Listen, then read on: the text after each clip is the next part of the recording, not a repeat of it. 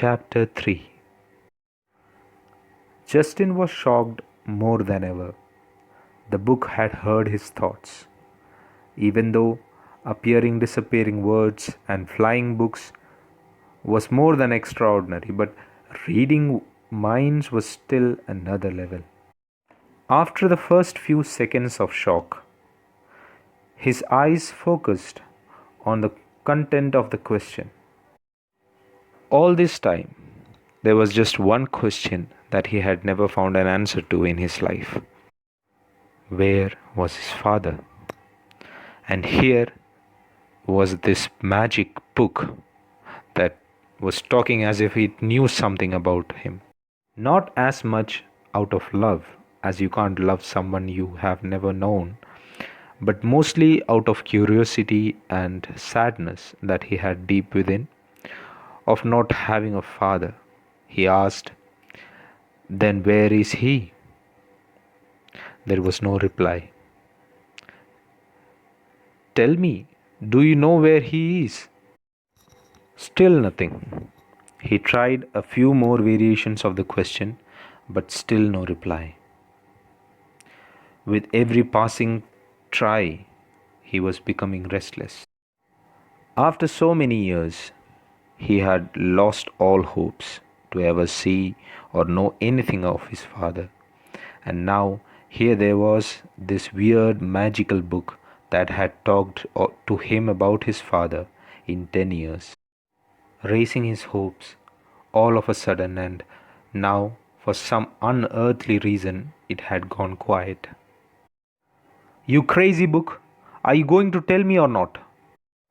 asked Justin in anger, but still no response. "Hey Justin, where are you? What are you doing? It's our turn to field." "Justin!"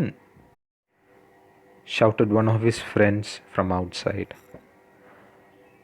Justin heard his friend and quickly closed the book, fearing that his friend might come inside and see the book.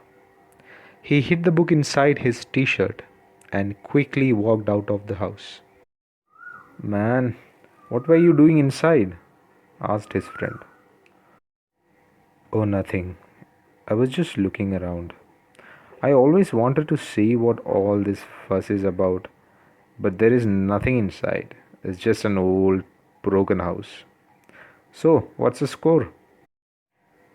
85. Ashwin got out quickly, so the average got low. But if we can get Satish, rest of their batting lineup will not be a trouble, replied his friend. And then both of them ran back to the ground. Justin ran first to his bag and hid the book.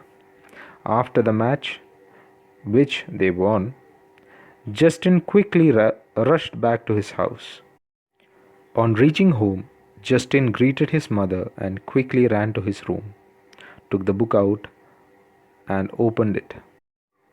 He stroked it repeatedly and asked many questions, but not a single word appeared on the pages.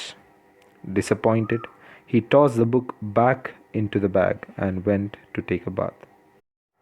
A few days passed, and every day Justin would open the book, ask questions, get no answer, and then throw the book back into the bag.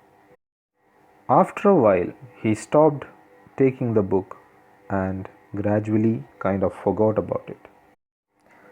After a few weeks, one day when Justin was working on his laptop, he heard someone entering the house and talking loudly, addressing his mother. "Namaste Didi, I have brought some tapioca from our farm and some beef curry for company. But I will warn you, the curry is too spicy." Justin's mother smiled and took the big bag from Anil uncle. "That's okay, Anil. Justin loves spicy. But why did you bring so much tapioca? We are just two people here. Don't you want anything for your house?" "That's okay, Didi. Asha only asked me to give it to you. And you can dry the excess tapioca and store it now. By the way, where is my dear Justin?"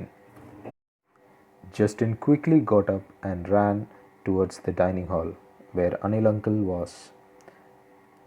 When Anil uncle saw Justin, he hugged him and asked in his ears, "So, what is the current status of your one sided love?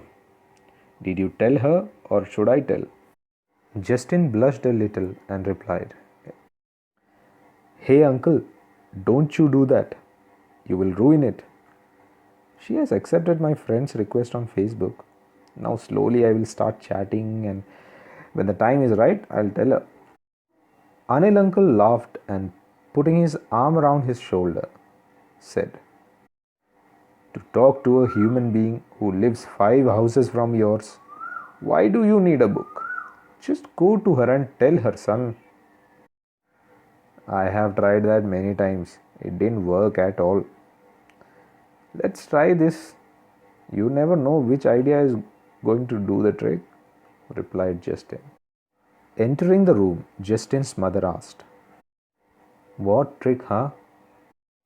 Shocked on seeing his mother, Justin got tongue-tied, but Anil uncle quickly changed the topic. "Didi, can you make me some coffee? I feel dizzy. Might be this heat." Hearing which, Justin's mother got worried and quickly ran to the kitchen saying, "Coffee? In this hot weather? I will make you nice chill lemonade." "And did you had breakfast?" To which Anil uncle blinked at Justin and walked into the kitchen. "No, Didi, I straight came here. What is there to eat?" Justin breathed relief and with a smile turned towards his room. But while turning, he noticed that something was inside his fist. It felt very soft and fluffy. He opened his fist and saw a blue feather. "Where did this come from?" he thought. The book came to his mind and he ran to his room. He took out the book and opened it. And unlike the previous times, there was already something written on the page. "Ask him."